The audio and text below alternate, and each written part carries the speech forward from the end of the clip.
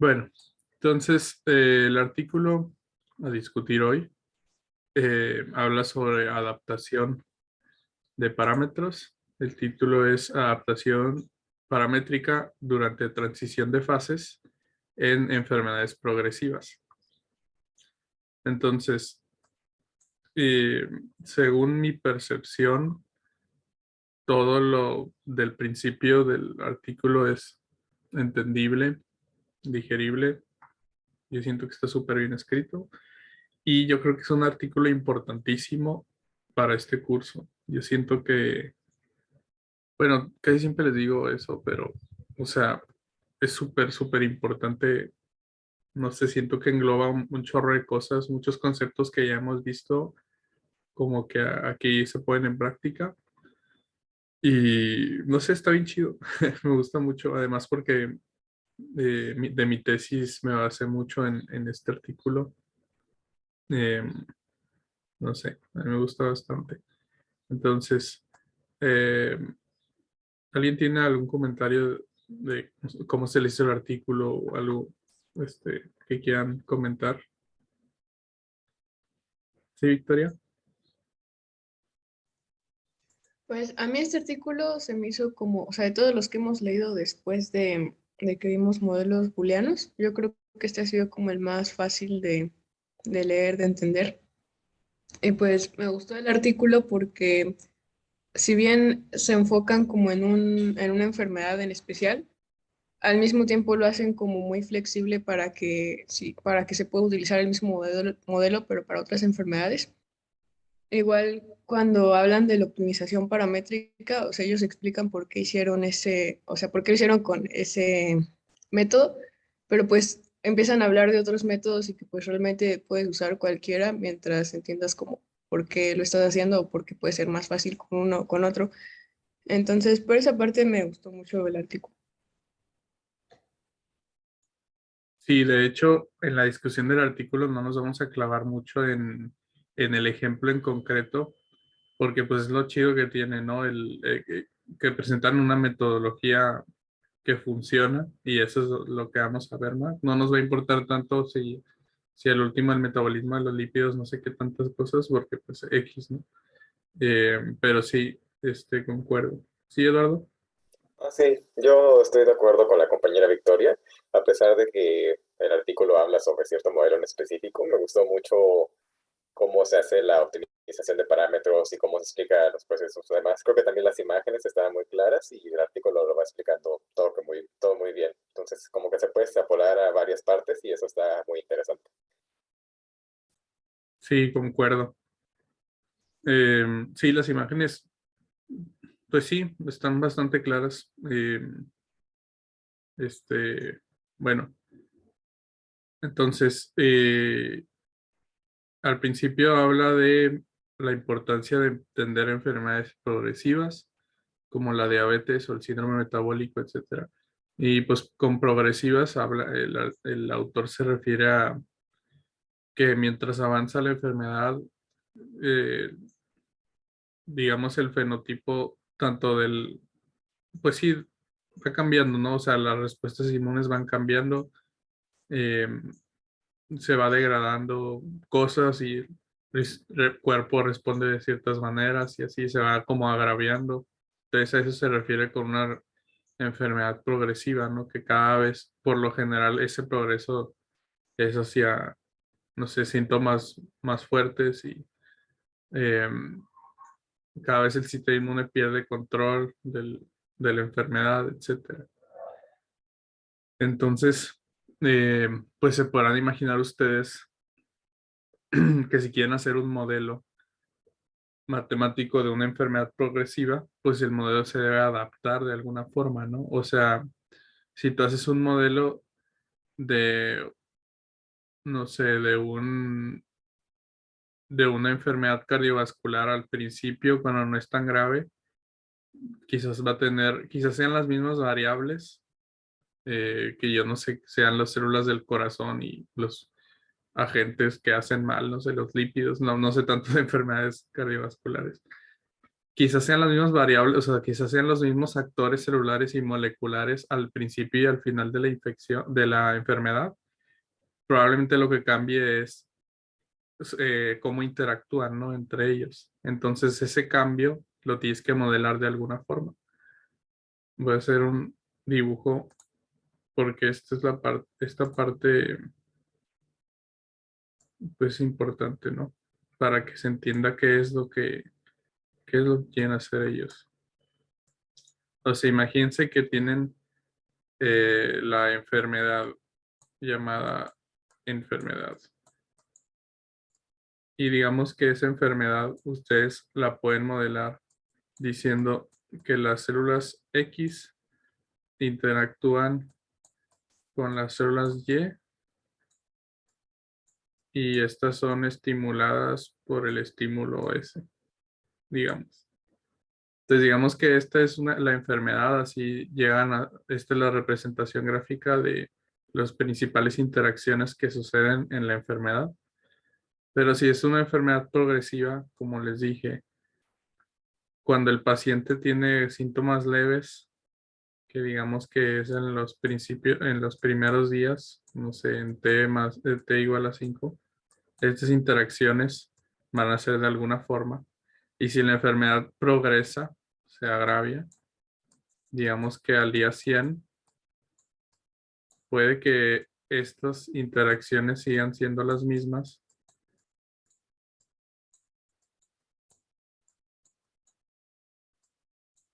pero no sé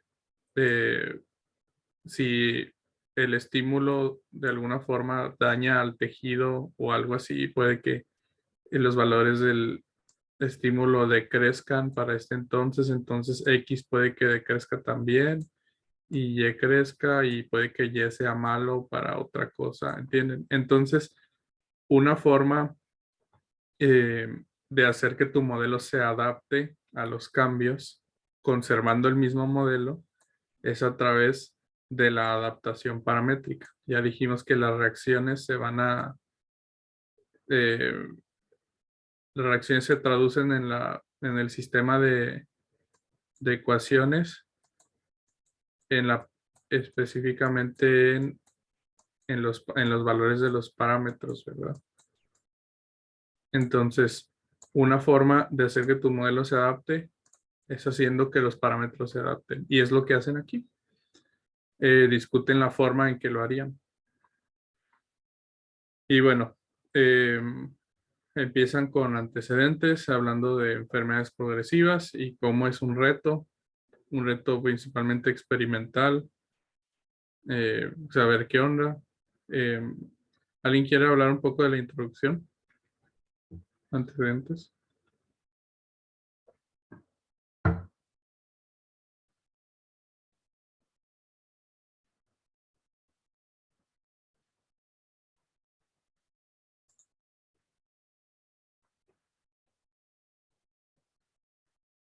Sí, Gabriela.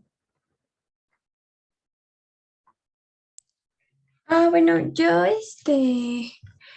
algo que me parece interesante es que mencionan que se tienen varios problemas cuando intentan simular estas predicciones de adaptaciones moleculares asociadas a estas enfermedades que son progresivas, ¿no? Y mencionan que uno de ellos era que era difícil cubrir las diferencias de escala de tiempo porque generalmente los modelos computacionales pues están construidos para asimilar procesos en una única escala de tiempo y que otro problema era que si no se contaba con la información suficiente del sistema, bueno, del sistema biológico con el que van a trabajar, era muy difícil poder describir matemáticamente estas adaptaciones. Sí, sí es un problema eh, grande que ocurre el hecho de con un solo modelo modelar distintos escalas temporales, ¿no? Porque como sabemos, en un fenómeno biológico van a ocurrir las cosas a distinta escala de tiempo, ¿no? Como mencionan que, no sé, quizás la actividad enzimática ocurre en minutos o en horas y la traducción de genes en días, ¿no? Entonces eso es de las cosas que mencionan ellos como retos, las distintas escalas temporales. Sí, Mane.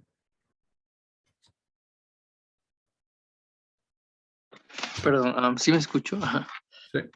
Bueno, lo que a mí me gusta y que me causa un poco de ruido que mencionan como en la parte de discusión es que sí se enfocan en enfermedades progresivas como tal y se basan como tal para ver las transiciones como de un estado sano a otro a partir de datos experimentales, pues explican que puede haber un problema muchas veces, porque por ejemplo en el caso de algunas enfermedades como la diabetes tipo 2 o el síndrome metabólico, pues de una u otra forma pueden surgir de manera abrupta. Y en esto entonces como que no sería tan viable eh, extrapolar la información que utilizan en estos modelos y que lo ideal podría ser como tal generar como un tipo de interruptor computacional para ver bioestabilidad.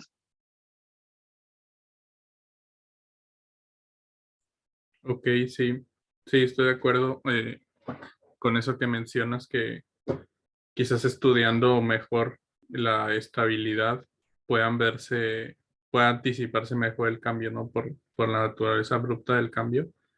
Como vimos en la práctica pasada, existen señales de alerta temprana, que son parámetros que si los cambias, pues se acuerdan, ¿no? Lo del ralentamiento crítico y eso. Esa es otra forma de estudiar cosas que cambian abruptamente de fenotipo sano o enfermo.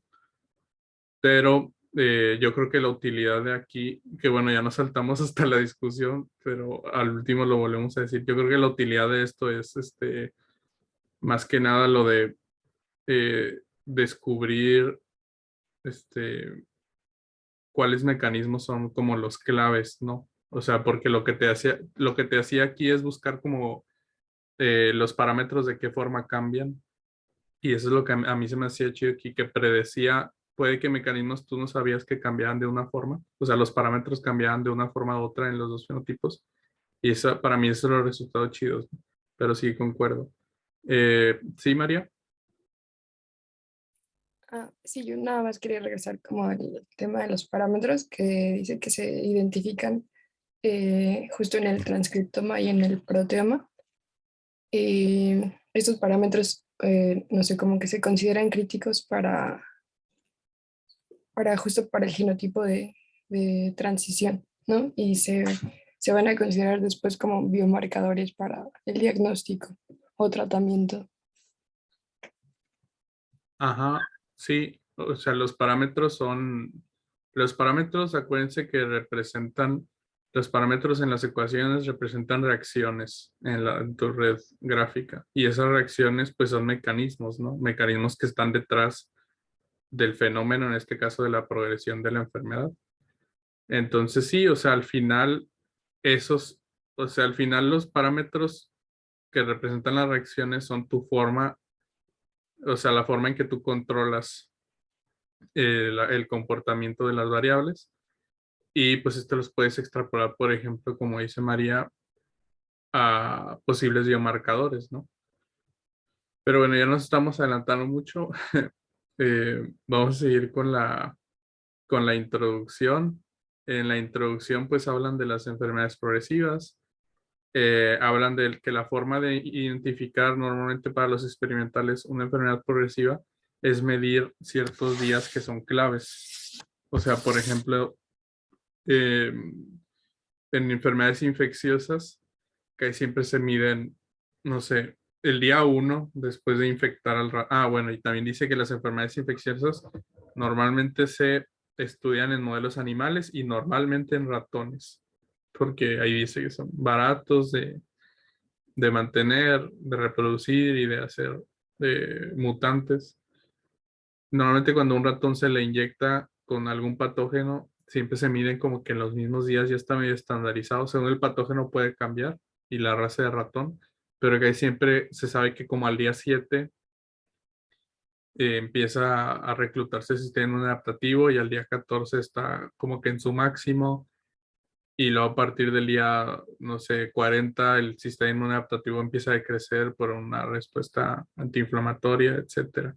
Entonces, esos días que se miden, esos en los experimentos, eh, es cuando se comparan entre esos días es como cuando se ve las diferencias entre una enfermedad progresiva, ¿no? O sea, al principio el sistema inmune es de una forma, al día 7 es de otra forma, al día 21 es de otra forma. Entonces, así es como se caracterizan pues, los fenotipos, ¿no? De una enfermedad progresiva. Tanto los fenotipos del organismo como en este caso del patógeno si fuera una enfermedad infecciosa. ¿Sí, Victoria? Bueno, más que nada es una duda rápida, pero no quiero desviarnos tantos del tema. Pero ahorita que mencionó eso del día 7 como que empieza algo en especial, bueno, o sea, me acordé mucho del COVID, que mucha gente se ponía muy mal justo en el día 8, y no sé si hay como una relación de esos tiempos. Eh, la verdad no sé si haya relación, o sea, de que sea como universal esos tiempos, pero eh, no, ni idea. Todos los bichos tienen distintos tiempos de incubación. O sea, los tiempos va a depender de cuánto se tarde el virus o la bacteria en replicarse y colonizar al organismo.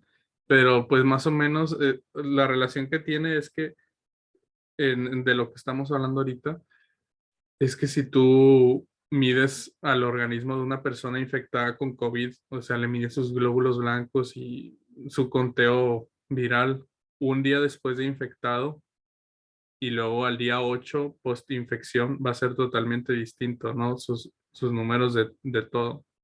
Entonces eso, digamos que eso lo podríamos ver como una enfermedad progresiva y podríamos decir que son dos fenotipos, o sea, el fenotipo al día 1 y el fenotipo al día 7. Entonces sería muy similar a los fenotipos que aquí tienen. ¿No se acuerdan que aquí siempre manejan en el artículo 2 el fenotipo wild type? Que están aquí el wild type y el LXR activado. Entonces, aquí en este caso lo estamos viendo como en términos de enfermedades, creo que estas son del hígado, no sé dónde, pero X. Pero lo podrían ver ustedes como ahorita, como el ejemplo de COVID, una persona infectada con COVID al día 1 y al día 8, y podrían ver ustedes como, si bien al día 1 son los mismos macrófagos, o no sé quién combata al COVID, macrófagos neutrófilos, y ahí el mismo COVID, el mismo virus, cuando progrese la enfermedad van a seguir siendo los mismos actores celulares, pero o sea, va a haber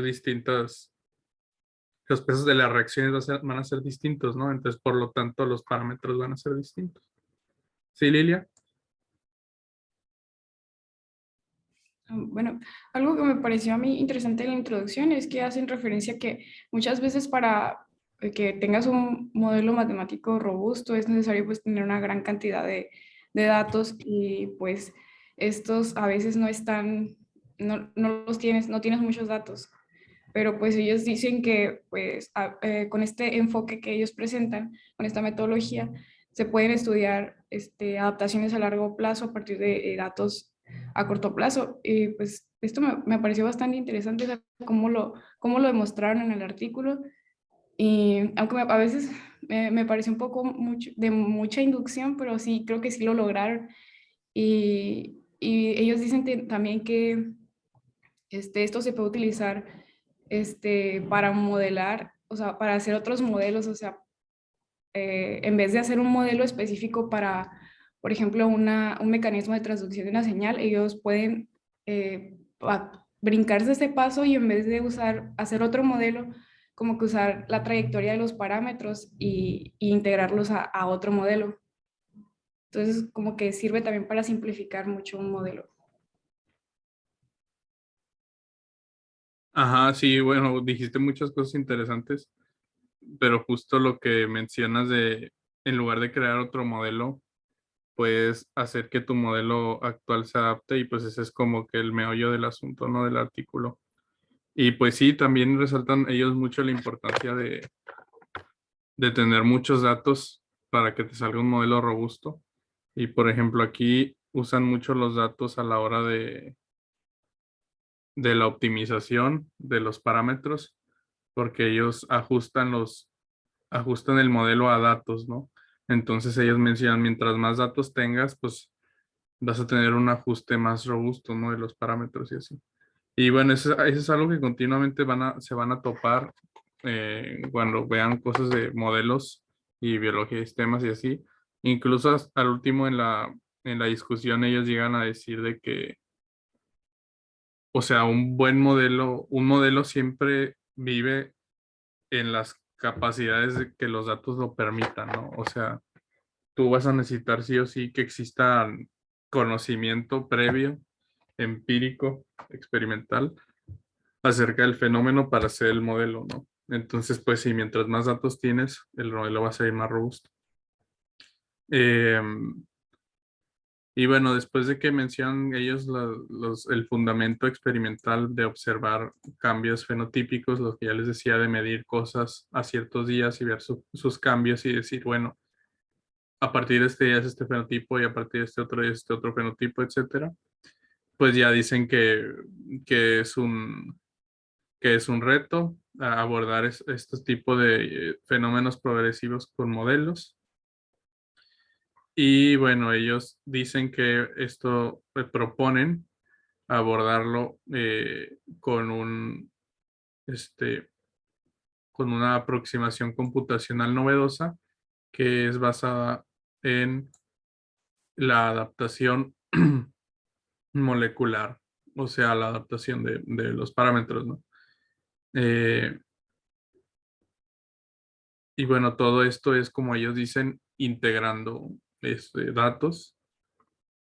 ¿Y qué más dicen?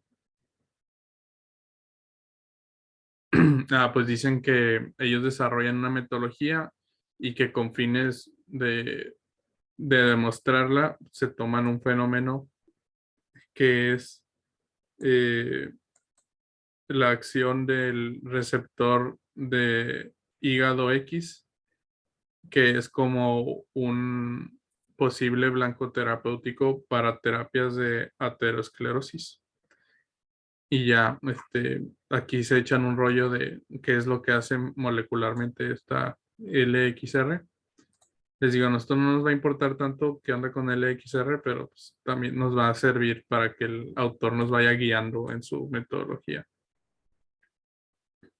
Entonces, pues aquí cierra su introducción con los parámetros son críticos para la transición fenotípica y pueden ser considerados como biomarcadores para diagnóstico de la enfermedad, tratamiento o incluso prevención. Entonces, pues esto es como que la idea general con la que el autor quiere que se queden.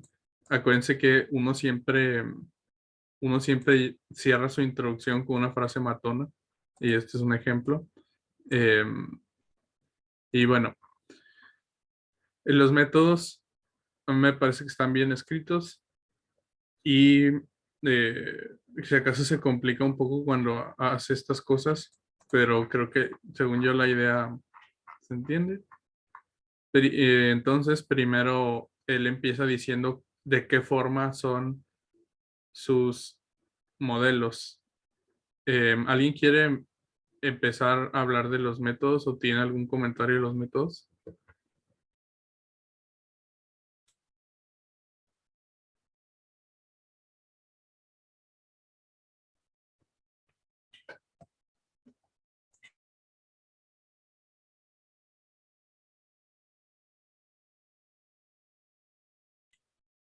Bueno, pues primero empieza diciendo que ellos van a trabajar para adaptar modelos de ecuaciones diferenciales ordinarias que se van a ver de esta forma. Esta forma pues ya la hemos visto nosotros muchas veces. ¿Sí, Gabriela? ¿Puedo explicar de qué están conformadas? Ajá, sí, adelante.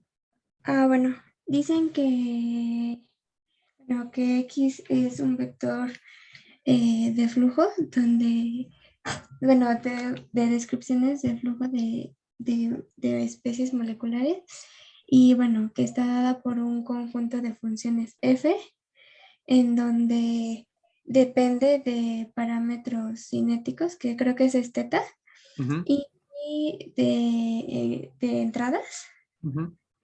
que serían, bueno, U, y de concentraciones iniciales de, de especies moleculares X que están dadas por X0, ¿no? Que es lo que nos dice al lado, y que también el vector, bueno, bueno, ay, perdón, y que también, bueno, creo que esa es otra, ¿no? Que el modelo también está, que hay un vector de modelo de salidas de Y, ¿no? Ujú. Pero creo que ese es de más abajito. Y, y bueno, esa está descrita por un conjunto de funciones G que depende también de especies moleculares X y de parámetros cinéticos θ y también de un modelo de salida U. Bueno, es lo que entendí. Sí, sí, muy bien. Esas dos ecuaciones relatan pues, lo que siempre hemos visto ahorita en nuestros modelos y que explicó muy bien Gabriela, que es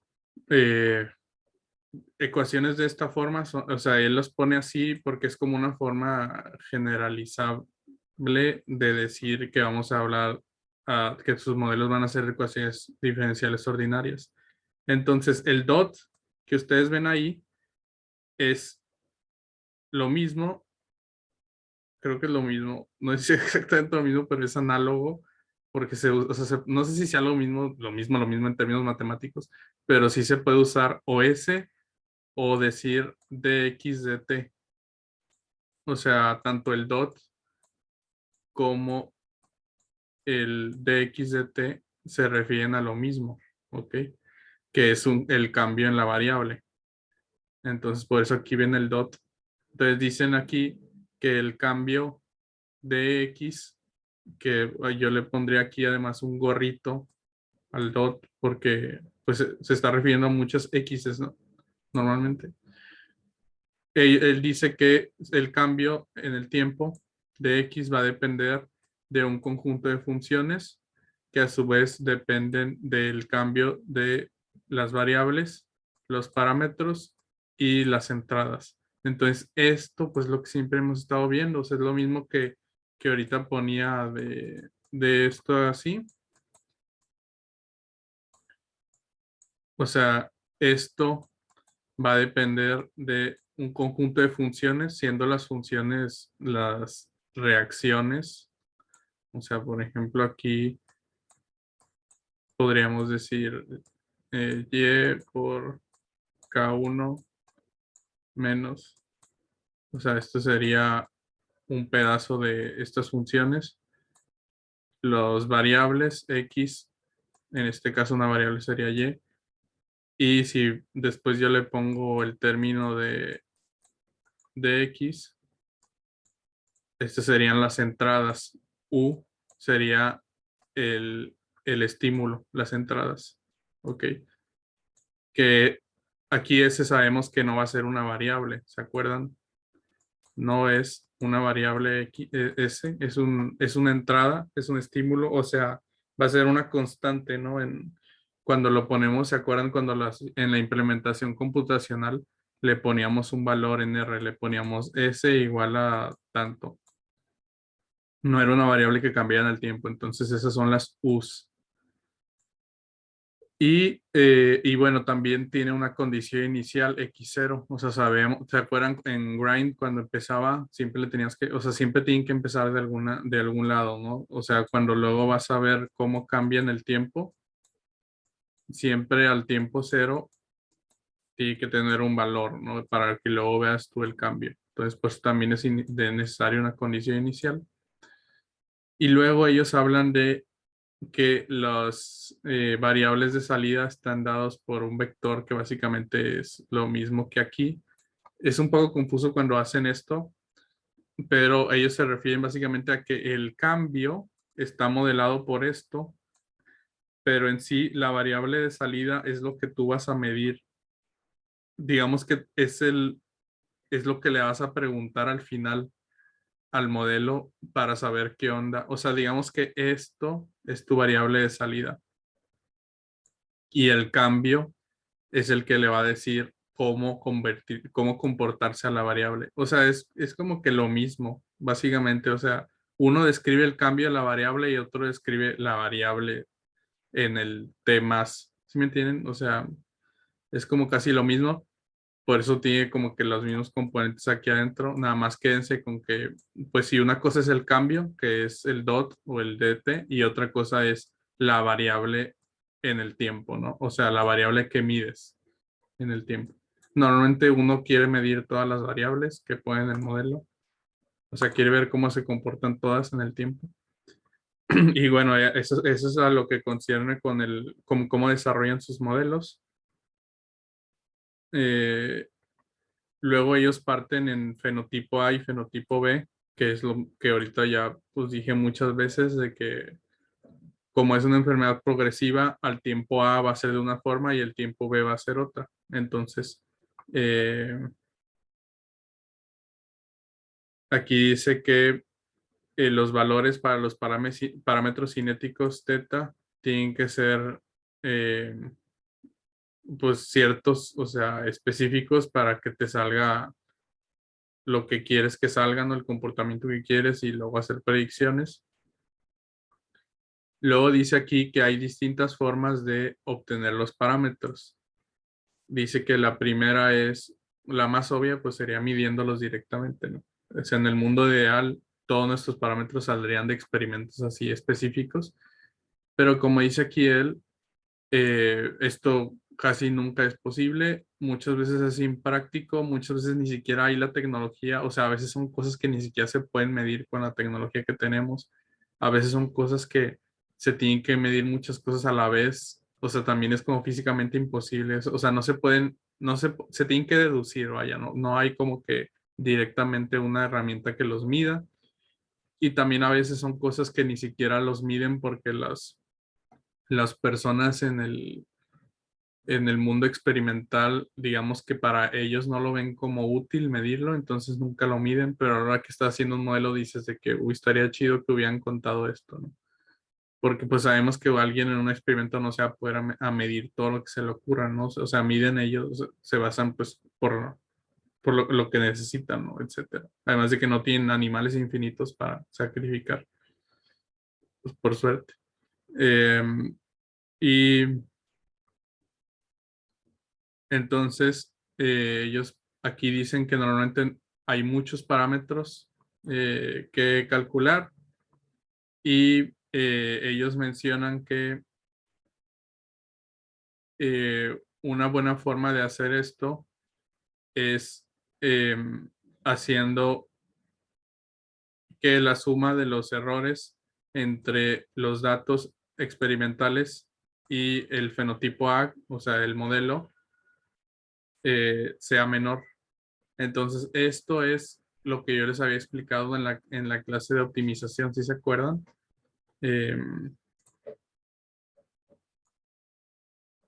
Bueno, antes de, ¿alguien quiere explicar esta ecuación?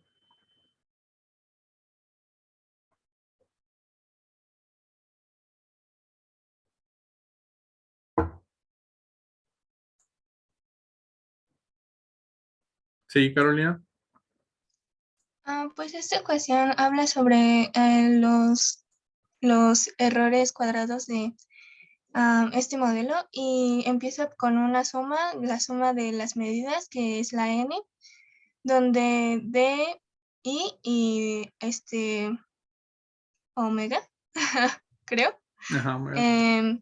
D representa la variación, digo, las medias de los experimentos, y omega representa la desviación de estos experimentos, y donde gamma es los outputs de este modelo. Y bueno, prácticamente lo que está haciendo es em, medir los errores que se tienen en los parámetros que se están sacando del modelo computacional. Ajá, muy bien. O sea, básicamente lo que hace es decirle tú, tengo estos puntos porque yo medí el fenómeno en estos tiempos. O sea, estos son datos experimentales que medí yo al tiempo 1, 3, 7 y 10. Estos salieron de experimentos de ratones. Y tú quieres hacer un modelo. Estos son datos de niveles de macrófagos. Esos. Macrófagos. Bueno, X es macrófagos. Eh, y tú lo que quieres es que tu modelo, que tenga n variables y que una de esas variables sean los macrófagos, haga esto, ¿no? Porque si hace esto significa que el modelo pues refleja el fenómeno. Entonces, tú vas a meter, bueno, el hecho de que se comporte así depende de f, de x y de teta, ¿no? Y de u si llega a ver. Entonces, o sea, no sabemos que depende en gran parte de los valores de los parámetros, o sea, de f de que tengas una buena red, de x pues también, o sea, de que tengas una buena red planteada, y pues teta es el que va, los parámetros son los que van a controlar el comportamiento de las variables, ¿no? Entonces, para que esa línea haga esto y no haga esto o haga esto, tiene que tener ciertos valores de parámetros. Entonces, esta ecuación lo que dice es que lo que describe son el error cuadrado, que es xd, y ese error es la distancia entre el comportamiento en el tiempo del modelo y los datos experimentales. Entonces tú lo que le vas a pedir a un optimizador es: dame los conjuntos de parámetros, los conjuntos de teta que tengan el error lo más bajo posible, porque esto implica, mientras más bajo el error, más se va a parecer la línea de tu modelo a los puntos. Ok. Entonces espero que para estas alturas ya quede claro que es una optimización paramétrica. O sea, partimos diciendo que los parámetros en el mundo ideal los sacaríamos directamente de un experimento, los mediríamos, pero muchas veces no va a ser así. Quizás de los 20 parámetros que tengamos en el modelo, a lo mejor podemos sacar unos 5 de experimentos.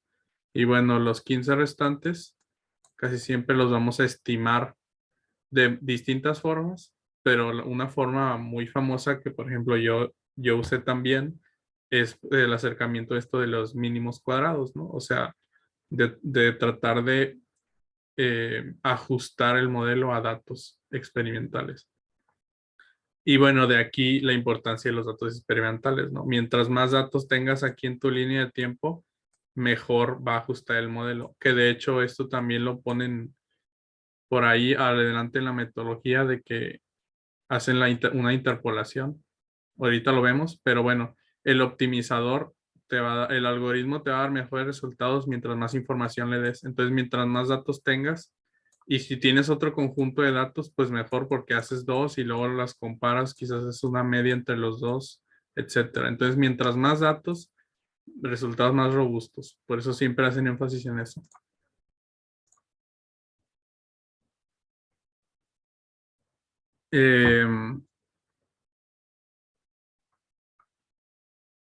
Y bueno, aquí dicen, es lo mismo que estaba explicando aquí arriba, o sea, el seguimiento de que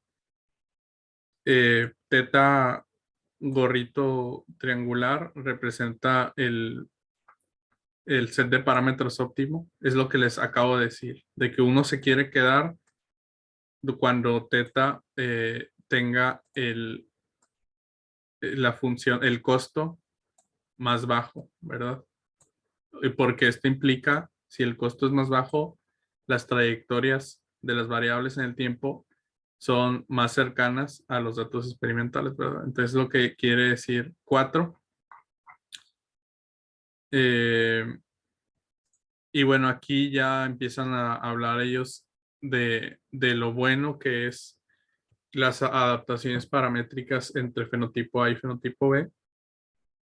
Que ellos dicen que lo que va a cambiar, ya dijimos, entre un fenotipo y otro es el comportamiento de sus parámetros, porque es la misma red, las mismas interacciones, pero ellos no saben, bueno, a priori ellos no saben cómo es que van a cambiar, o sea, no saben si de A a B el parámetro 1 suba, baja, se mantenga, suba mucho, suba poco. Entonces, eso es, digamos que lo que su acercamiento va a descubrir. Y eh, bueno, al último llegan a esta conclusión. No sé si alguien quiera platicar algo de alguien de esa parte de estimación de los parámetros.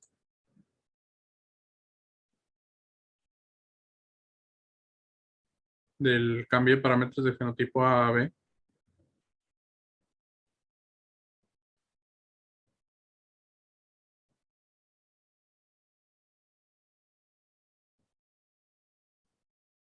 Sí, Victoria. ¿No? No, perdón, más bien sí, es que creo que la vea, que no se había puesto. Pues básicamente lo que entendí es que para obtener en general los parámetros, pues algo que se puede hacer es medirlos, pero pues luego no es muy práctico porque hay parámetros que son como la mezcla de muchas cosas y no es como que tú hagas una medición y ya tengas ese parámetro exacto. Entonces, por lo que muchas veces se opta es como minimizar la diferencia entre, bueno, o sea, también de minimizar diferencia entre datos experimentales y de las simulaciones, pero el problema o lo que decían es que o sea, ya explicaban cómo sacaban los parámetros de A, pero decían como que no se podían basar totalmente en lo de B porque eran como independientes. Eso no me quedó muy claro, pero, o sea, pues que no se podían basar totalmente. Entonces se buscaba algo como una interpolación o algo así. La verdad es que me confundí un poco, pero eso fue lo que más o menos entendí. Ok, O no sí. sé si esa es hasta la discusión. Me No, salté no, eso. sí, sí, sí, justo lo que estabas diciendo aquí dice que se interpolan datos de A a B para ver el camino entre A y B. ¿Sí?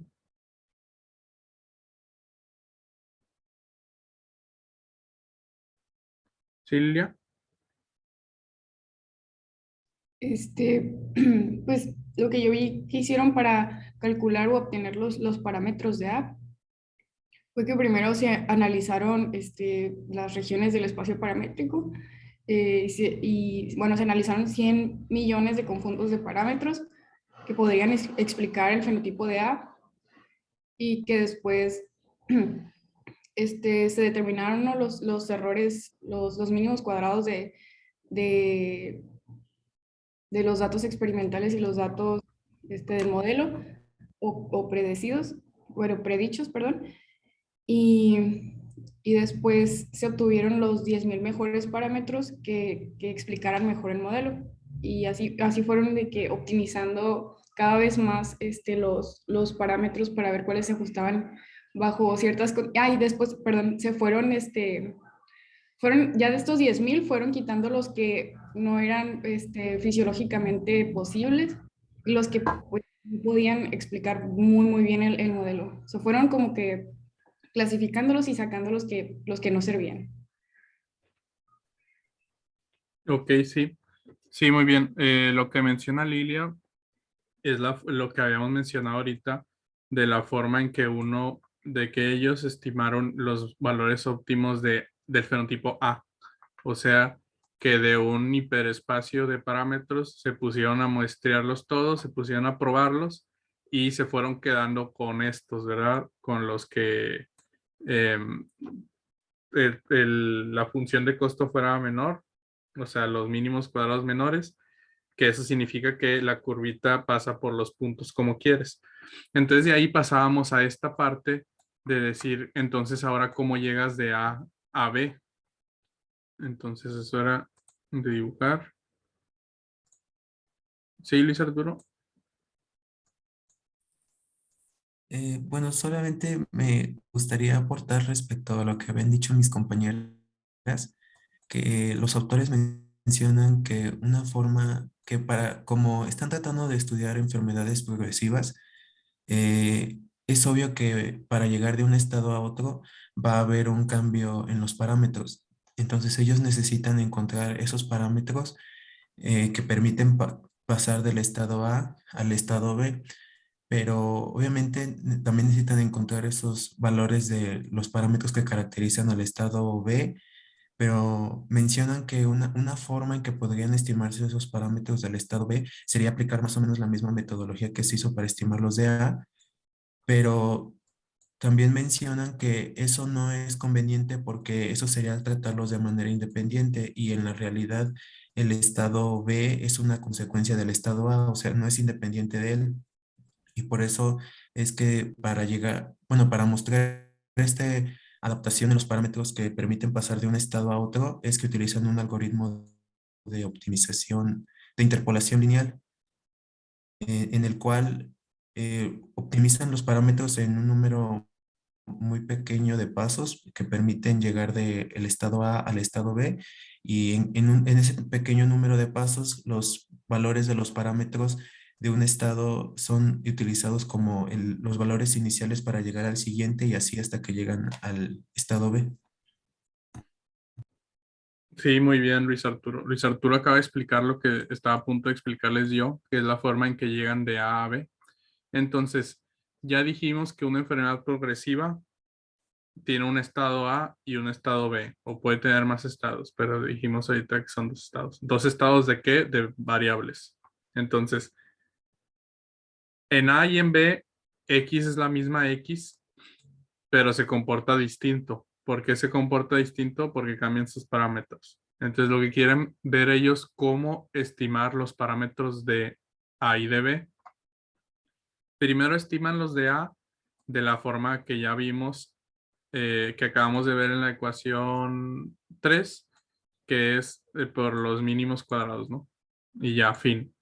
Como menciona Luis Arturo, ellos podrían haber también estimado los de B de la misma forma, pero ellos dicen, si hacemos esto, implica decir que A y B son independientes, pero como dijo Luis, B es como una consecuencia de A, o sea, A y B es la misma, pero en el tiempo.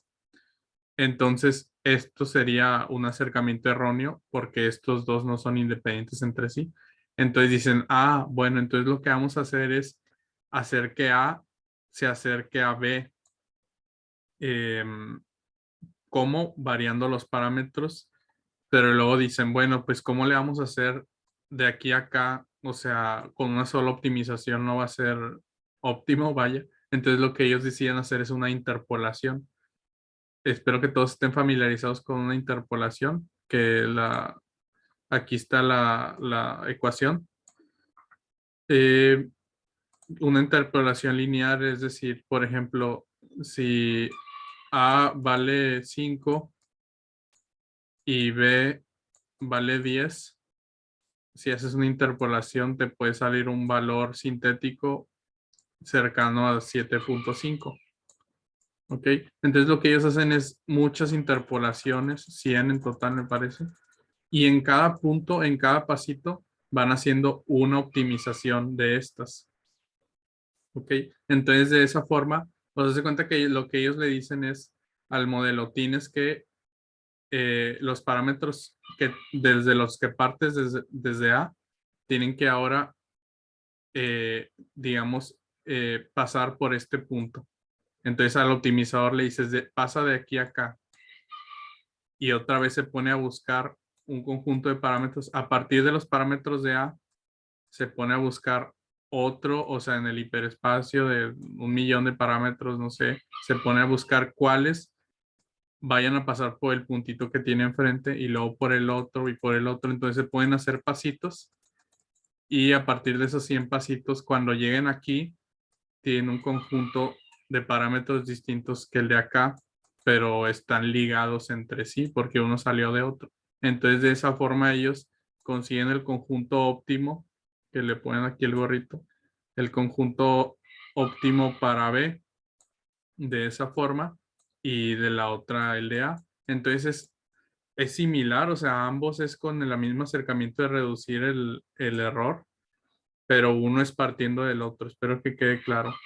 ¿Por qué? Porque pues uno se tiene que adaptar de otro, ¿no? Y eso es lo que simboliza esta reacción, esta ecuación, la 5. Y luego en la 6 hablan de regularización de las trayectorias. ¿Alguien quiere explicar la 6?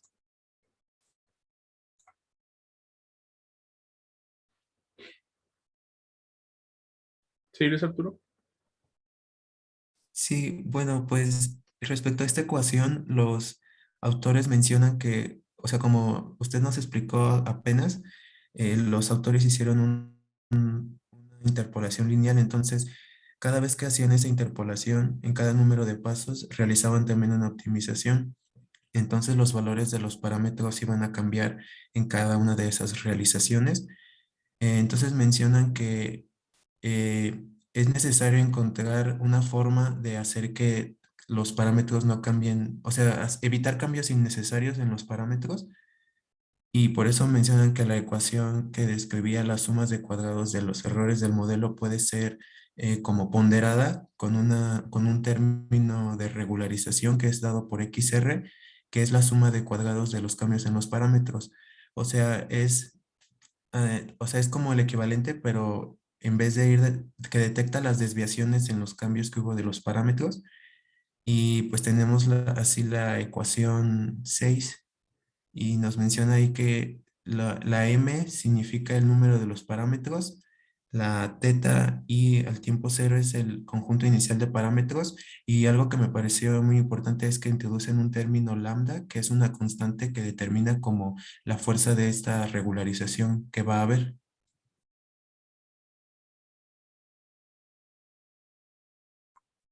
Muy bien explicado de nuevo, Luis. Ellos dicen, bueno, ya podemos pasar de A a B, del conjunto de parámetros óptimos de A al conjunto de parámetros óptimos de B, pero ellos dicen, ellos saben que a priori saben que hay un conjunto finito de cambios que van a poder hacer posible la transición. O sea, dentro de teta hay n parámetros. De estos n parámetros, no todos son necesarios que cambien para que A pase a B. Entonces ellos dicen, bueno, a mí me gustaría que cambiaran los parámetros solo los que tienen que cambiar, no más de los necesarios. Entonces para eso les ponen como una restricción que es lambda XR. Por eso es que aquí se la suman a la de aquí, a la 5. Entonces, básicamente, lambda XR lo que garantiza es que solo los parámetros de teta que que sea necesario moverse a medida que A pasa a ser B, se tengan que mover. Entonces, eso es lo único que quiere decir eso de regularización de adaptación paramétrica. ¿Ok? Eso es lo que hace el término lambda, o es como un seguro para que solo los parámetros del conjunto de parámetros, solo los que se tengan que mover, se muevan.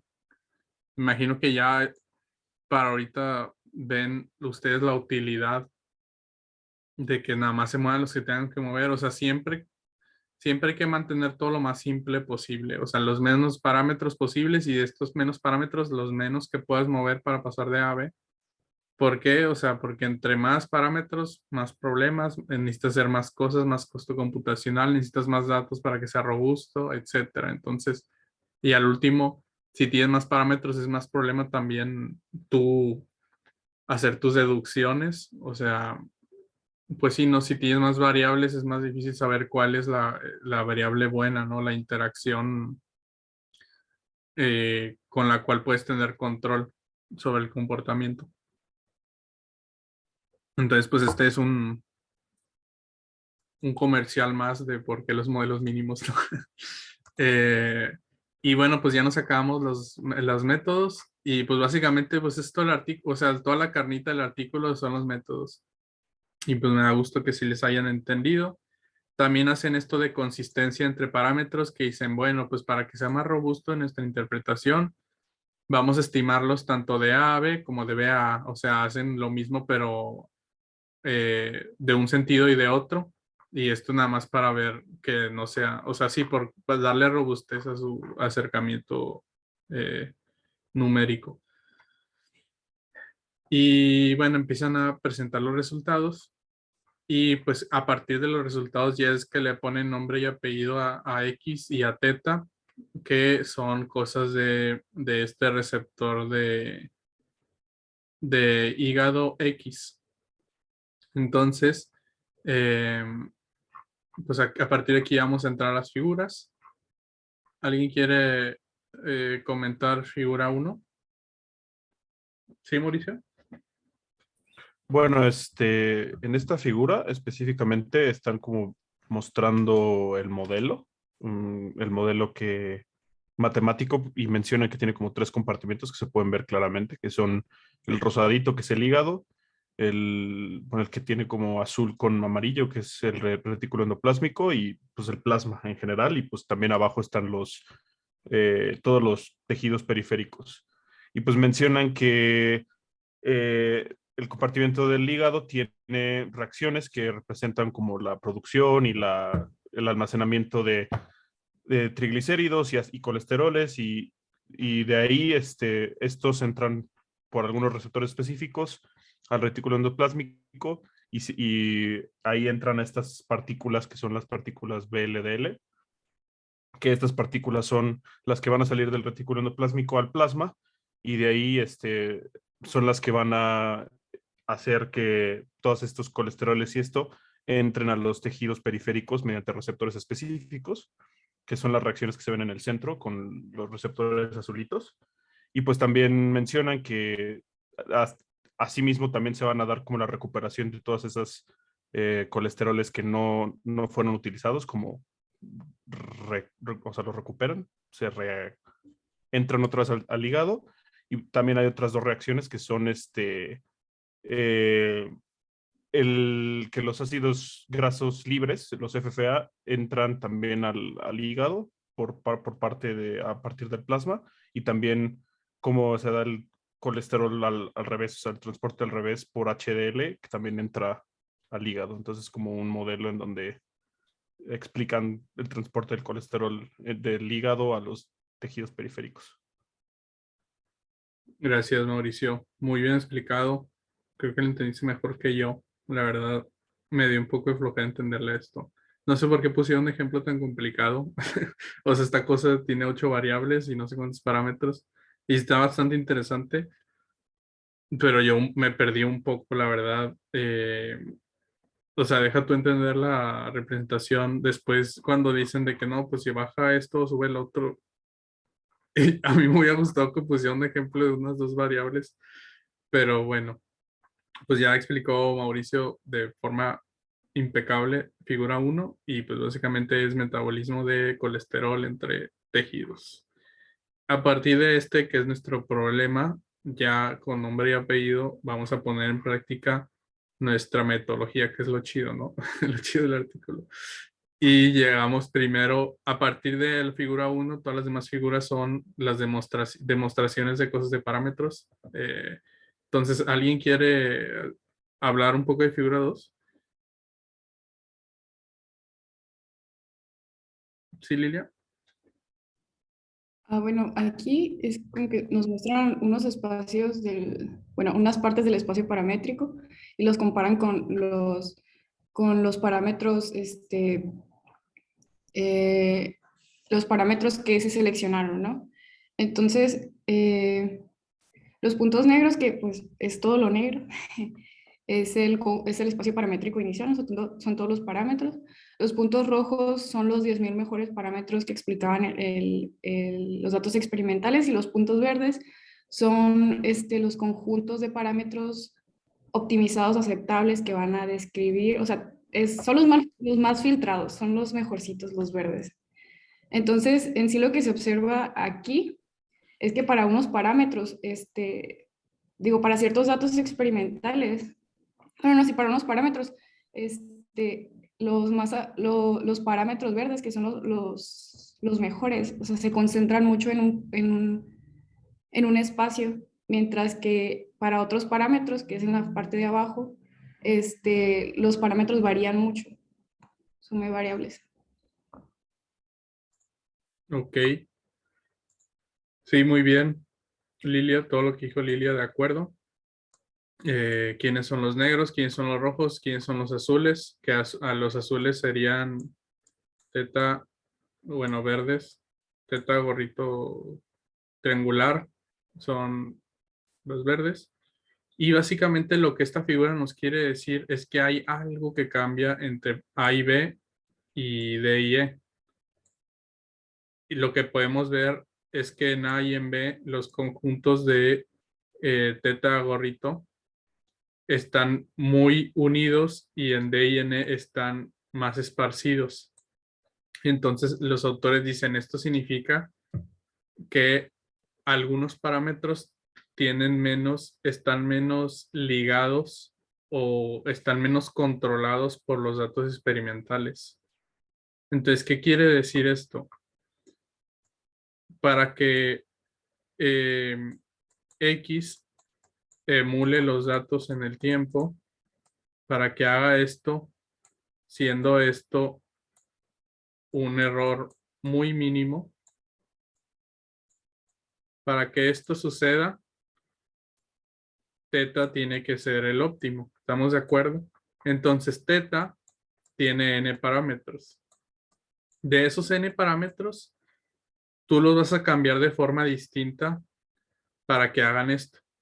Entonces, digamos si en n se contiene a B, a C y a D.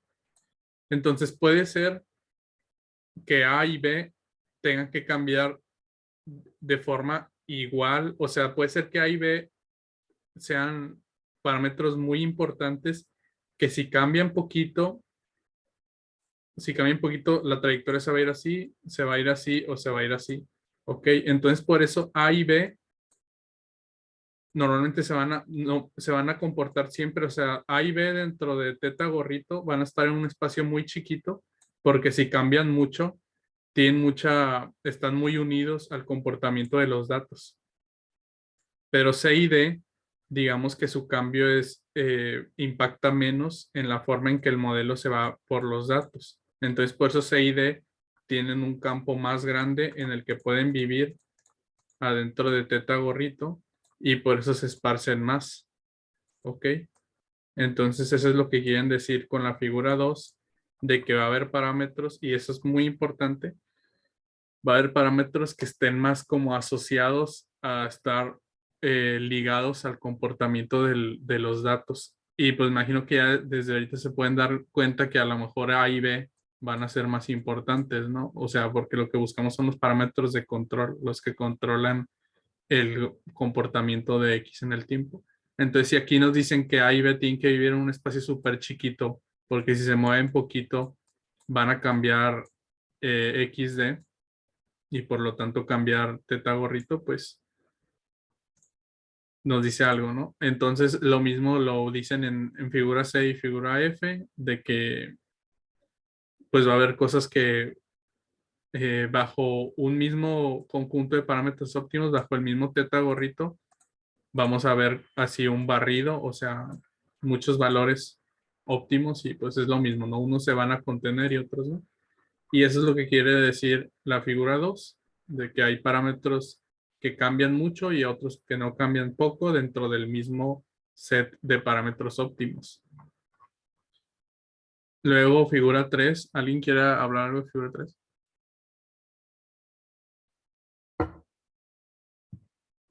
¿Sí, Mane?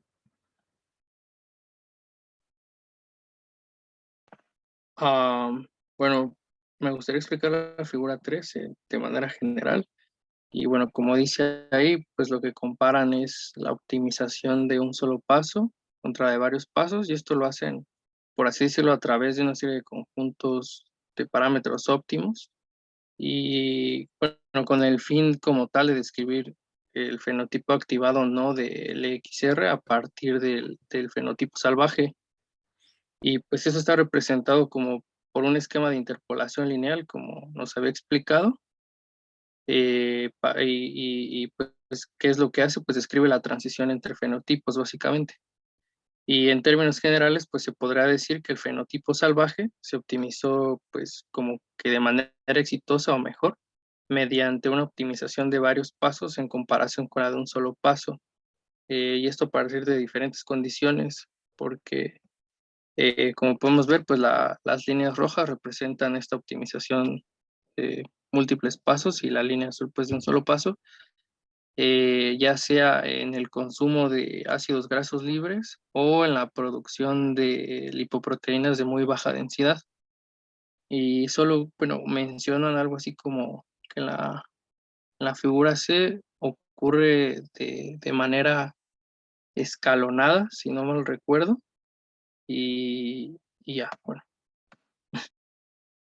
Sí, muy bien, Mane. Entonces, básicamente lo que hacen aquí, como ya explicó Mane, es validar su método de hacer múltiples pasos, ¿se acuerdan? Entonces, lo que lo dice todo es la A, la figura A. Acuérdense que ellos decían, bueno, para pasar de A a B, tengo que pasar de A a B, porque B es consecuencia de A. O sea, eso teóricamente todos decimos, va, te creo. ¿Cómo vamos a pasar de ahí a allá? O sea, una forma era hacer esto. Y ellos dijeron, no, yo lo que voy a hacer en lugar de hacer eso es hacer una interpolación donde creo 100 un conjunto de datos de 100 puntos entre A y B, y a partir de ahí me voy paso a paso haciendo optimizaciones, o sea, buscando a X de min. Entonces, acuérdense que siempre lo que quiero es X de min. Y pues aquí lo vemos. En la figura A vemos que el error es muy, muy pequeño cuando optamos por el método de optimizaciones múltiples a comparación de una sola optimización. Ok, entonces aquí el error es muy pequeño y pues por lo tanto desde figura A decimos, va, pues yo siempre me voy a quedar con X de menor. Ok, y luego figura B y C nos ponen cambios en parámetros con los dos distintos métodos y pues si vemos como que vemos que ambos llegan a distintos puntos. ¿Cuál es el punto correcto? No sé, creo que ellos tampoco lo saben porque me imagino que no tienen una medida experimental para estos dos parámetros. A lo mejor ni se pueden medir experimentalmente. Entonces, si a mí me preguntan cuál es el correcto, 1.2 o 1.5, pero lo que sí ven es que cambia de forma distinta, ¿no? Aquí cambia de forma menos abrupta y pues creo que ya después por ahí pueden que eso es un cambio como, no sé, más biológicamente más certero que cambie así en lugar de así. Casi no explican mucho eso de que qué onda con los valores a donde llegan, pero bueno, o sea, por eso les digo que con figura A se pueden quedar y ver que el error se reduce mucho más con pasos múltiples. Y luego figura 4 son cosas de este candado que le ponen, ¿no? A la optimización, que era ecuación 6. ¿Sí, Carla? Sí, bueno, a mí me gustaría comentarla y bueno, creo que estas gráficas nos ayudan, o bueno, son como pues una forma que los autores tienen para seguir comprobando que esto que le agregaron a la ecuación pues es importante, ¿no? Y justamente nos están modelando aquí el parámetro lambda, que pues ya vimos que era como el regularizar estos parámetros. Y en algún punto de la lectura mencionan que este parámetro, digamos que no puede ser muy pequeño porque pues la regularización no tendría ningún sentido. Y tampoco puede ser muy grande porque pues como que ya no estaría estimando o optimizando más los parámetros, sino simplemente se estaría enfocando en otras cosas. Entonces, pues justo la figura 4A nos muestra el valor, distintos valores para el parámetro lambda y nos está mostrando el error que tiene en el modelo, ¿no? Y en el color verde lo que estamos viendo es que, digamos que es los valores que lambda puede tener para seguir explicando nuestro modelo experimental, es decir, que los parámetros pues siguen explicando justo esta dinámica experimental y que pues es óptimo. Y justo vemos que cuando pasa más o menos, bueno, cuando empieza el valor en 1.5 o 2 en adelante, pues las líneas se vuelven como pues rojas y más dispersas. Y justo nos dice que pues aquí estos valores de lambda ya no van a servir para regularizar ni optimizar más nuestros parámetros, entonces pues que no vale la pena. Y en la figura 4b lo que nos muestra pues es el valor en el cual lambda como que ya es suficiente para regularizar todos los parámetros. Y justo vemos que más o menos en 0.1, como que todos los parámetros como que no sé cómo explicar bien esto, pero pues como que se estancan y podría decirse que pues ya tenemos los parámetros como mínimos o el mínimo cambio en los parámetros y entonces esto ya puede explicar bien nuestro modelo experimental. Sí, gracias Carla. Excelentemente explicada figura 4. Lo que ellos quieren hacer, igual que las figuras pasadas, es seguir.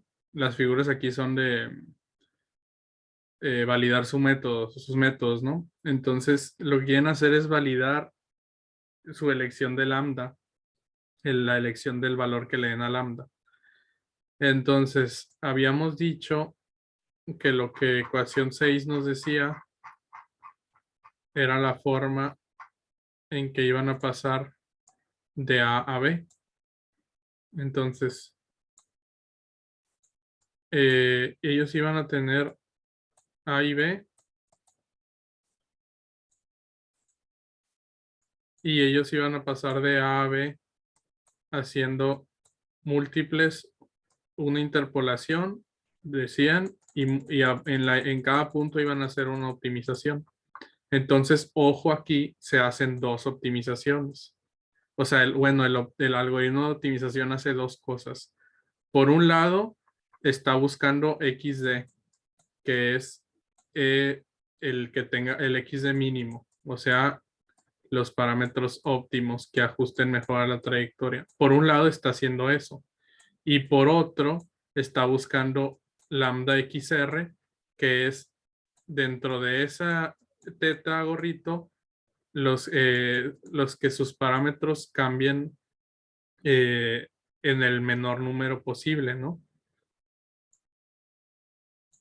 Entonces está buscando esas dos cosas, tanto x de mínimo como un lambda XR donde asegura que cambien el menor número de parámetros. Entonces, como el algoritmo está buscando dos cosas a la vez, si le damos un valor muy alto, o sea, lambda va a valer algo, ¿no? Si vale muy bajo, muy cercano a cero, pues es como si esto valiera cero, ¿no? Y es como si no estuviéramos haciendo nada.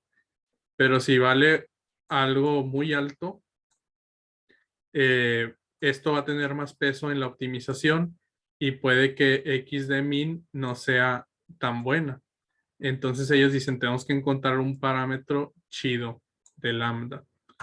Y pues eso lo ven en esa figurita. Y en A ven que si lambda empieza a subir mucho, de repente XD ya no va a ser aceptable. O sea, lo rojo significa que los datos, o sea, cuando XD está en rojo, si los datos son estos, va a ser esto, X, o va a ser esto. Entonces, esas trayectorias sería cuando XD aquí está en rojo, ¿ok? Entonces ellos ven que si suben mucho lambda, el optimizador se va a empezar a equivocar en la otra parte que está haciendo en el otro proceso. Entonces ellos ven que un valor umbral, o sea, ellos coincidentemente ven que si es muy baja, o sea, con un valor muy bajo que es 0.1 de lambda, es suficiente para tener una regularización adecuada. O sea, digamos que con un valor de 0.1, aquí este valor, o sea, aquí estamos regularizando de esta forma que es muy buena al modelo, o sea, haciendo que se busque los menos posibles. Y ellos ven que no hay cambios significativos si viajas de 0.1 a 3, no pasa mucho con respecto a la regularización, pero aquí sí pasa mucho con respecto a cómo impacta a XD, ¿no? Entonces, pues eso es figura 4. ¿Alguien quiere explicar figura 5?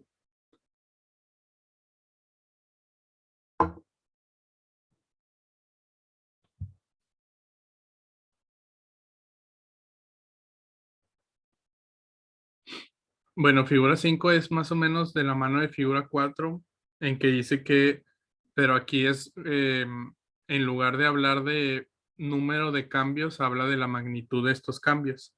Entonces, básicamente dice que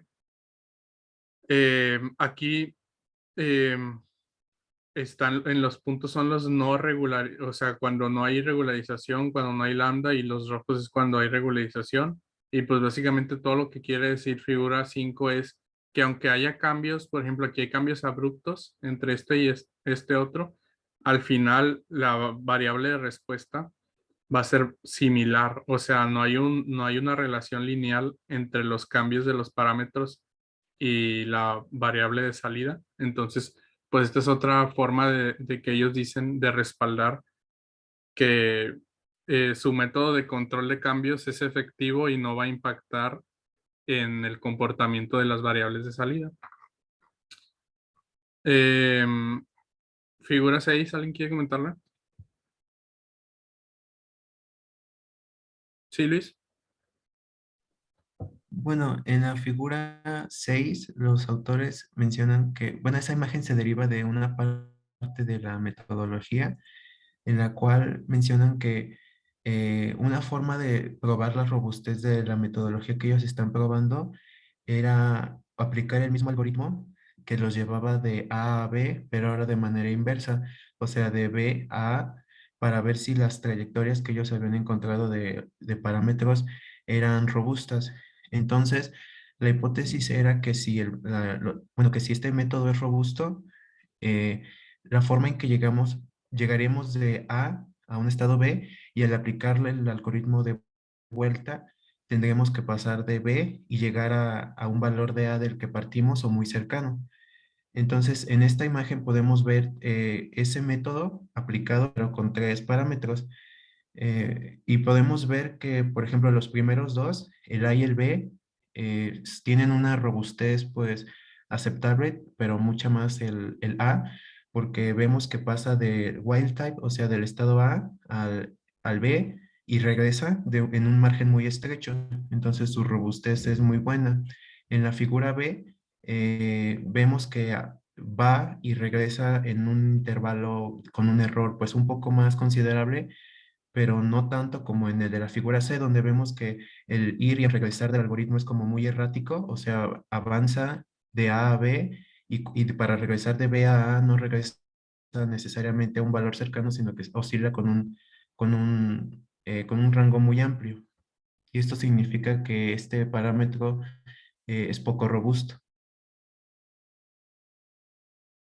Sí, muy buena explicación. Básicamente esta figura también es para validar su método. Acuérdense que ellos digamos que para ver la robustez de su forma en que pasamos de A a B, decían, bueno, vamos a comprobar la validez de nuestro método haciendo que de B se regrese a A muchas veces. Entonces, en teoría, si los caminos de A a B son los mismos, pues quiere decir que no es coincidencia. O sea, acuérdense que en estadística siempre se quiere comprobar si los valores que obtienes no son por azar y si son por tus condiciones. Entonces, si de A a B y de B a A es igual, quiere decir que no es azar. Y lo que ellos encuentran es que algunos parámetros se ven súper bonitos como en A, otros no tantos como en B, y en C es de que aleatorio, o sea, de plano, cuando viaja de wild type a activado es el viaje siempre distinto. Entonces, pues de aquí se pueden hipotetizar distintas cosas. Puedes decir, no sé, quizás este parámetro no está muy ligado a los datos, como en las figuras, ¿se acuerdan? En la figura 2 esto. O sea, quizás sea de estos parámetros de que como no está muy, pues sí, ligado, controlado por los datos, pues por eso fluctúa bastante o no sé, distintas cosas. Entonces, pues es figura 6 otro validación. Figura 7, ¿alguien quiere comentar?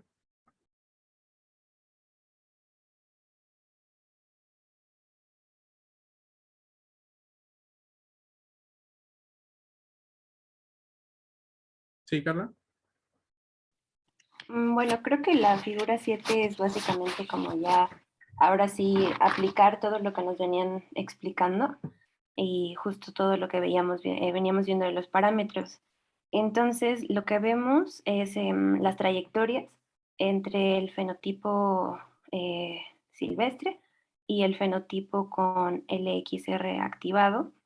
Y según entiendo, lo explican, o bueno, lo muestran para distintas condiciones, ¿no?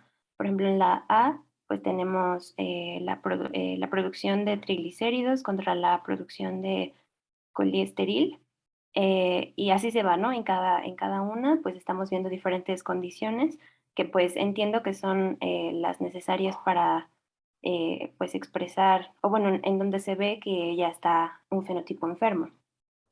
Entonces, pues bueno, creo que de lo más rescatable de la figura en general, pues es justo ver estas trayectorias que se están marcando entre el fenotipo sano y el fenotipo enfermo. Y pues que va en aumento, ¿no? Como que el fenotipo enfermo tiene normalmente valores más altos respecto pues a estas variables que estamos observando.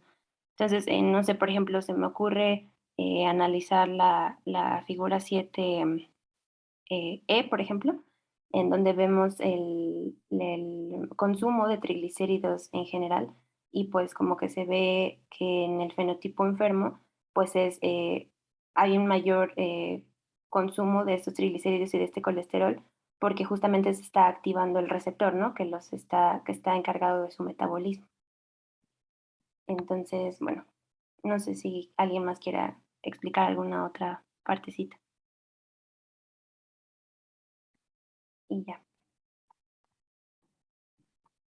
Gracias, Carla, muy bien. Sí, como menciona Carla, pues entonces ya como ya unos resultados de toda su metodología, o sea, todo lo demás era, las figuras previas era como de validación del método, estos días como sus resultados en términos del ejemplo que nos ponían y aquí ya vemos cómo es que ciertos mecanismos, ciertos parámetros, la forma en que van a estar variando entre un fenotipo y otro. Entonces aquí esto ya es como lo chido que podrías tú sacar del método. O sea, acuérdense que el fin último era ver, o sea, sabemos que hay mecanismos detrás del fenómeno, ¿no? Siendo estos mecanismos las flechitas, las reacciones. Sabemos a priori, porque conocemos el fenómeno, nos dedicamos a esto del hígado, sabemos que esto es lo que está pasando, o sea, sabemos que, o sea, todo lo de la figura toda la figura 1, ¿no? Si un experimental que ha trabajado con este modelo toda su vida te la puede dibujar.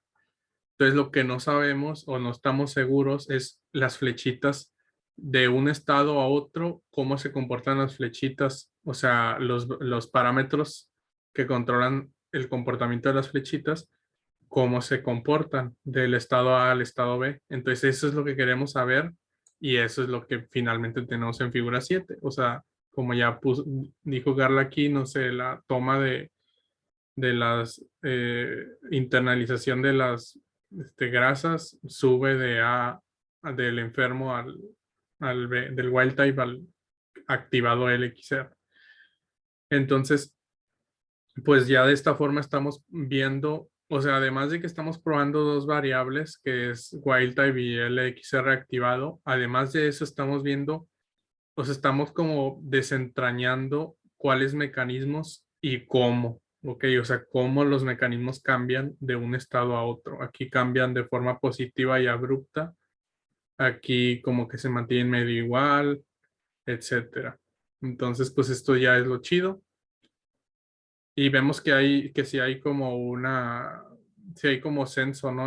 Porque cada punto aquí acuérdense que al último día se quedan como con 2000 valores de parámetros que todos los 2000 se pudieron ajustar chido, que son los verdes aquí, y que son con los que hacen pues ya las integraciones numéricas y todo eso, y pues eso es lo que significa cada punto aquí. Y pues casi todos se comportan cualitativamente de manera similar. Entonces, pues eso habla bien, ¿no? De los resultados. Y por último, figura 8. ¿Alguien quiere contar figura 8?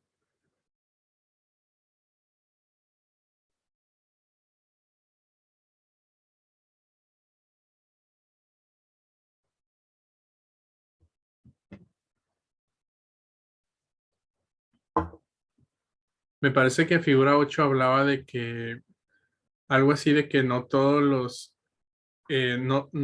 valores de los parámetros los vamos a poder ver así de bonitos, que unos van a tener cambios incoherentes, o sea, unos no van a ser todos así una línea, sino que va a haber aquí de que tipo parecido a esto, de que va a haber o sea, cambios incoherentes y que no tienen como, pues sí, que no se pueden como que caracterizar tan bonito. Y dicen ellos que esos parámetros, aunque no puedan tener un cambio así, podemos usar su cambio absoluto. O sea, en lugar de ver el cambio nada más o sea, quitarle la dirección al cambio y nada más ver el cambio de magnitud. Y con ese cambio de magnitud, podemos ver su dispersión y pues hacer algunas, no sé, conclusiones de más o menos ver hacia dónde. O sea, podríamos ver como magnitudes de cambio. Si bien no podemos saber hacia dónde cambia, podemos saber que el parámetro nada más cambia a cierta magnitud, o sea, encapsular el cambio en un rango. O sea, es información que nos sirve de todos modos, aunque no sepamos, o sea, si cambia de muchas formas para arriba y para abajo, no nos sirve porque no sabemos si cambia para arriba o para abajo, pero sí cambia para arriba y para abajo en un rango, o sea, nunca se va más del rango de los que cambian. Entonces, por eso es que ellos agarran el valor absoluto y lo hacen estos diagramas de dispersión y ven, bueno, si bien no sabemos el valor absoluto no sabemos el valor óptimo del parámetro, sabemos que se encuentra en este rango. Cambia nada más esto. Y esa es la figura 8. Y ya se acabó el artículo. Pues, a mí se me hizo bien chido. Y no sé si alguien tenga comentarios finales.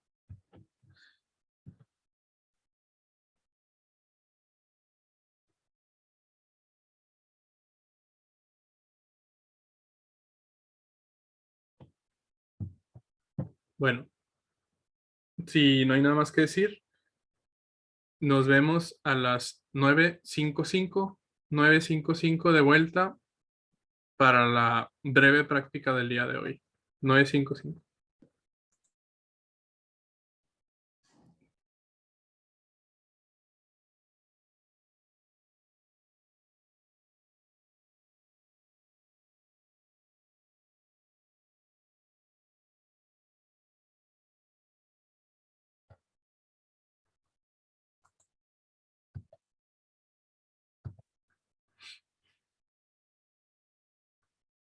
Bueno, ya volvimos.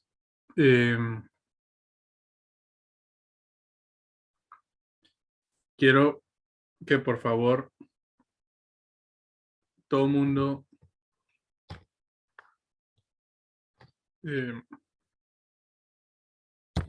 se vaya al calendario de la clase, se vaya a la entrada del día de hoy, la correspondiente a la práctica 8, y abra esta cosa llamada app de optimización. Entonces, ahora sí me interesa que ustedes le estén moviendo al mismo tiempo que yo.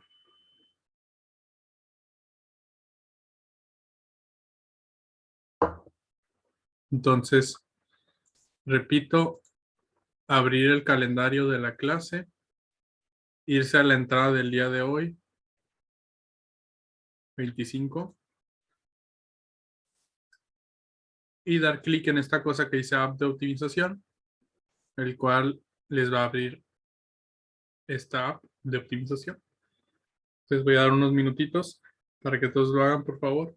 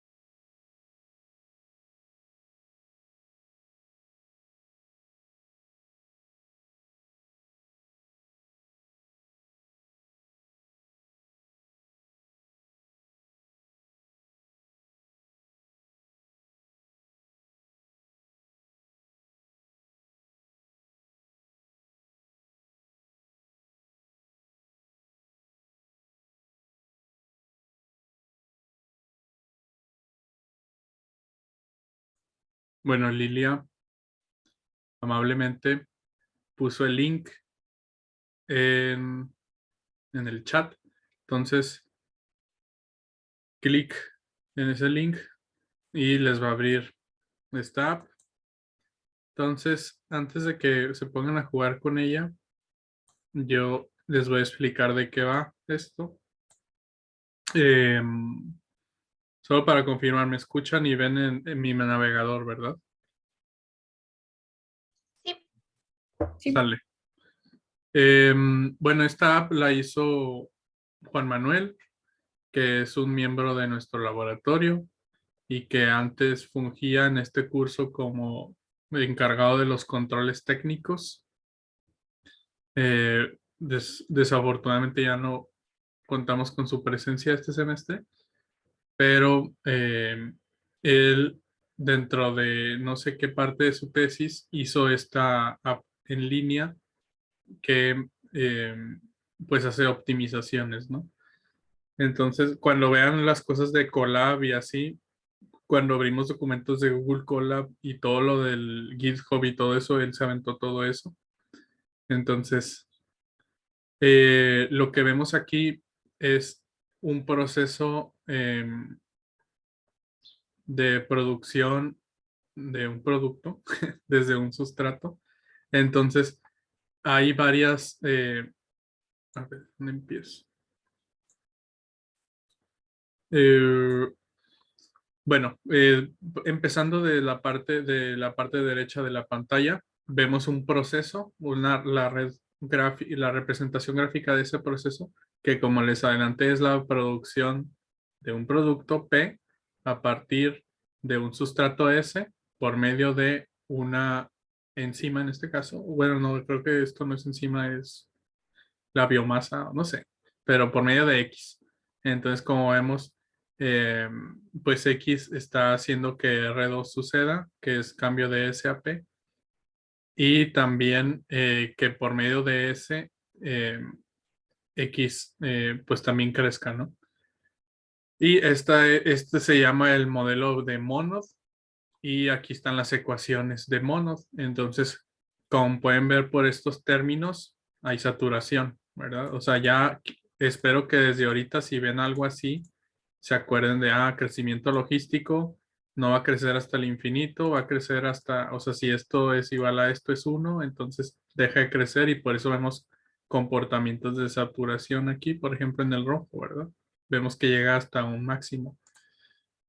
Entonces, si nosotros vamos ahora al lado izquierdo, en donde dice seleccionar modelo, y damos clic, se despliega un menú y hay varias redes muy similares que modelan fenómenos muy similares, pero con distintos cambios leves. Por ejemplo, aquí el modelo 2 es inhibición por producto y vemos que el producto va a inhibir a la producción de X. Entonces, como vemos, se llegan a resultados muy similares, las ecuaciones cambian y pues obviamente también la red gráfica, ¿no?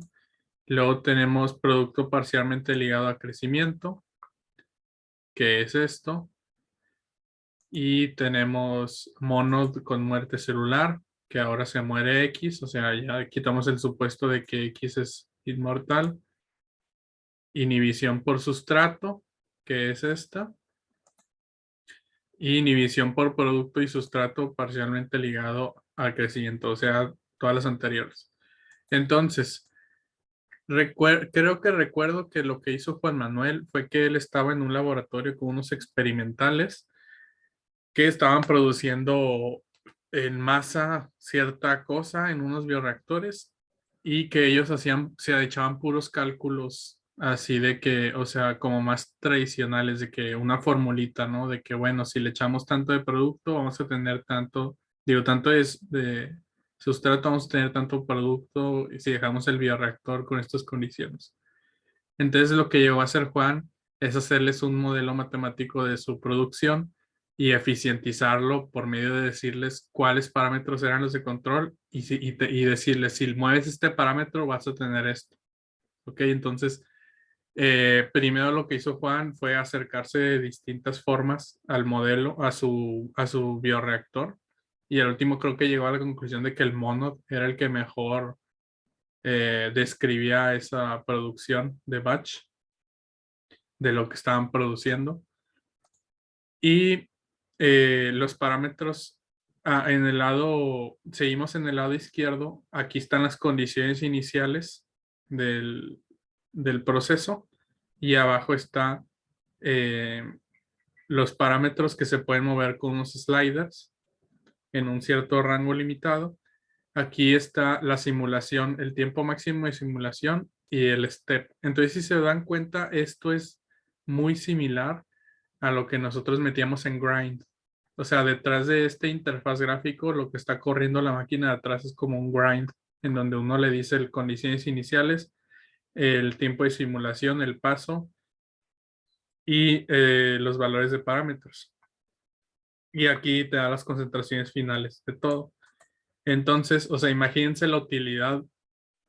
O sea, Juan se aventó todo el interfaz gráfico porque al final el chiste era que hubiera un usuario, ¿no? O sea, digamos, los experimentales que tenían esto en su laboratorio. Entonces, si a ellos le dicen, bueno, aprende R para que uses el modelo que creé para ti, pues no lo va a hacer, ¿no?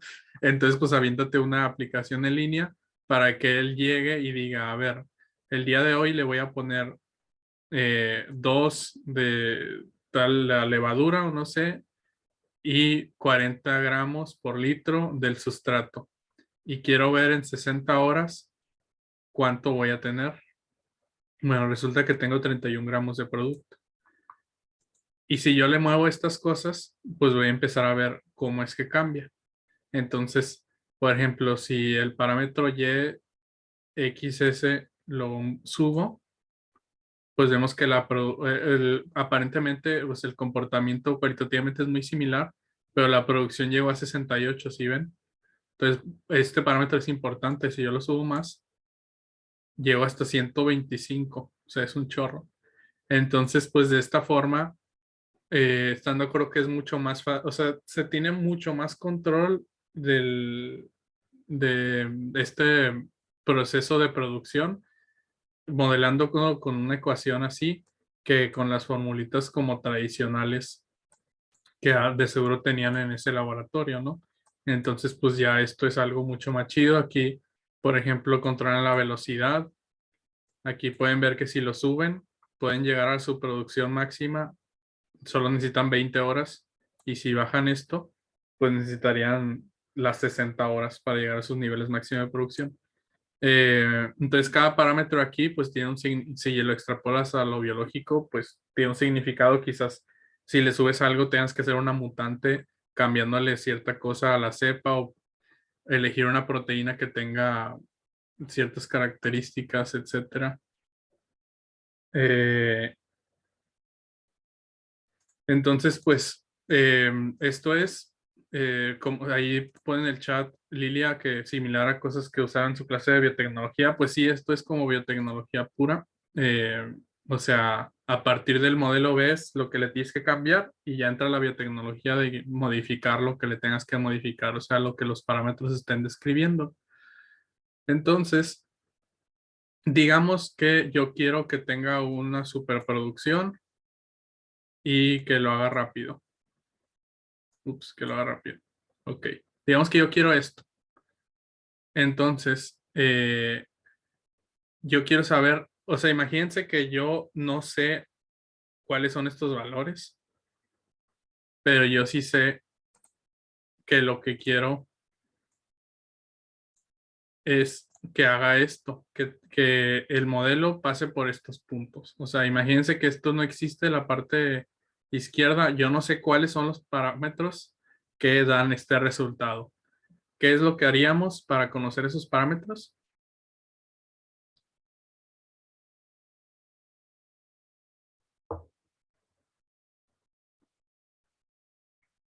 Si solamente tengo datos y tengo un modelo, solamente tengo esto, ¿qué hago? Optimización. Una optimización. Entonces, esta app también hace optimizaciones. Eh, entonces, nosotros queremos que salga esto. Damos clic en Simulation Data y descarga los datos de aquí, o sea, descarga estos datos, o sea, las variables, puntos de datos en el tiempo. Que digamos que los podría ver uno como, o sea, nosotros sabemos que son datos de simulaciones, pero también los podríamos ver como datos experimentales, ¿no? Porque al final pues son eh, datos de una variable en el tiempo. O sea, imaginemos por un segundo que estos son datos experimentales y no datos de simulación.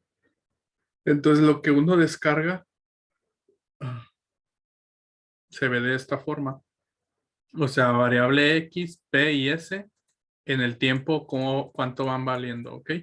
Entonces, imaginemos que estos son datos experimentales. Entonces, lo que uno hace es irse aquí a optimización, Kinetic Parameters.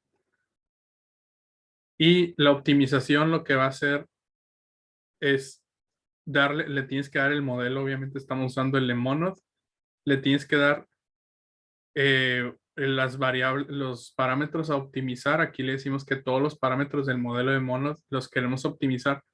Les tienes que dar, acuérdense que un optimizador le tiene que dar una condición inicial a partir de la cual empieza a buscar y un rango en el cual busque. O sea, acuérdense que lo que hace un optimizador es que en un hiperespacio de parámetros se pone a buscar los parámetros tales que reduzcan a X al min, ¿se acuerdan?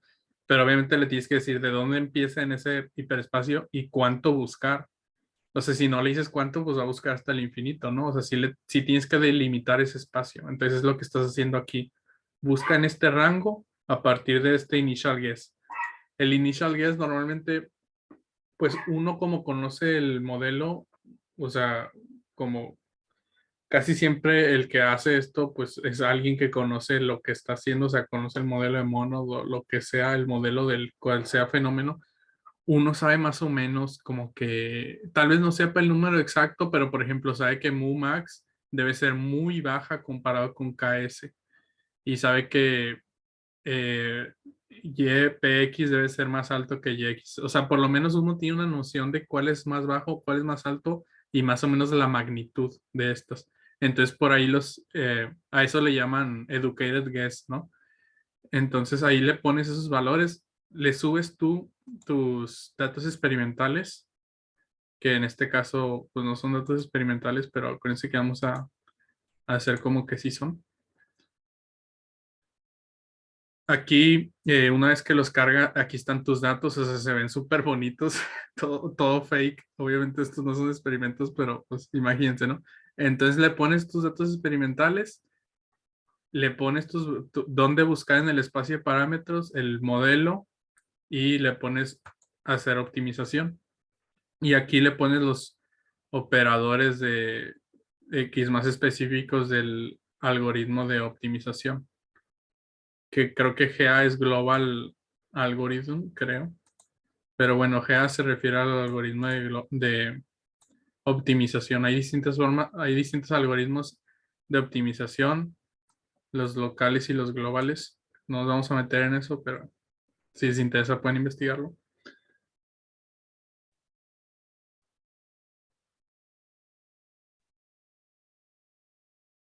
Entonces yo di clic en Make Optimization y aparece aquí una barra de que lo está haciendo. Entonces lo que está haciendo es probando dentro de este espacio de parámetros, probando este modelo hasta que la línea pase por los puntos. Y este es el, el resultado. Estas son las iteraciones que tuvo que hacer el algoritmo, 87,000. Y esos son los parámetros a los que llegó para que se comportara de esta forma el modelo.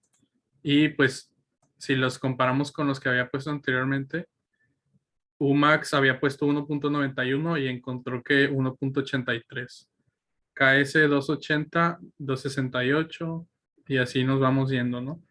Entonces, llegó a cosas muy, muy, muy, muy similares. Obviamente, o sea, fue tan bueno el algoritmo porque vean el número de datos que les puse, ¿no? O sea, ya sí se equivocaba. Pero sabemos que desgraciadamente en la vida real vamos a tener quizás 0, 10, 20, o sea, quizás vamos a tener de 10 en 10 horas y ahí va a ser un reto un poco más grande, ¿no? Para el algoritmo de optimización. Ustedes pueden probarlo si quieren, pueden editar la hoja de datos que descargaron anteriormente y si quieren nada más déjenle 0, 10, 20, o sea, de 10 en 10 y vean si llega y así pueden ver la importancia de los datos. Pónganle si quieren un dato nada más 0 y 40 y vean que hace un mugrero. Entonces, pues esto es una forma didáctica de explicar los algoritmos. Entonces, pues a mí lo que me gustaría que ustedes hicieran es que agarraran una simulación y se pusieran ustedes a jugar con ella para que vieran, o sea, lo que quiero que quede claro, el mensaje que quiero que quede claro es, por un lado, cómo es que los parámetros van a estar controlando, bueno, esto ya como que no está respondiendo. Por un lado, cómo es que los parámetros controlan el comportamiento del modelo y por otro lado, quiero que vean cómo funciona una optimización. Es el chiste de la práctica de hoy. Entonces, no sé si hay dudas al respecto.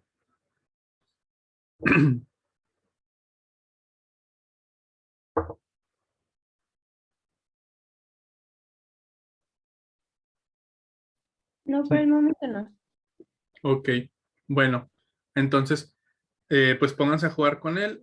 El día de hoy no va a haber práctica, o sea, de tarea. Esta fue la práctica, pero no va a haber una tarea con el fin de que se enfoquen en su proyecto y salga lo mejor que se pueda. Les digo, pónganse a jugar con esto en los minutos que queden de aquí a las 11. Esa es mi recomendación. Yo voy a cerrar la sesión. El martes, como saben, no hay clase teórica. También nuestra idea es que usen esas 3 horas de 8 a 11 del martes para que se reúnan. O sea, individualmente no les vamos a abrir la sala, pero pues la idea sería eso, ¿no? Que usen ese tiempo de la clase para que vean su proyecto. El jueves que entra no hay práctica, o sea, no necesitan traer lectura y no vamos a hacer nada en clase, más que es así, vamos a tener las horas, bueno, las que sean necesarias esas 3 horas para que tengan dudas de su proyecto, el cual se entrega el próximo viernes, ¿ok? Entonces, el chiste es que a partir de aquí, en una semana le dediquen toda esta semana que viene, 8 días, todo el tiempo posible a sus proyectos, ¿ok? Em, bueno, entonces, si no hay más dudas, los dejo para que le muevan un poquito a la app de optimización.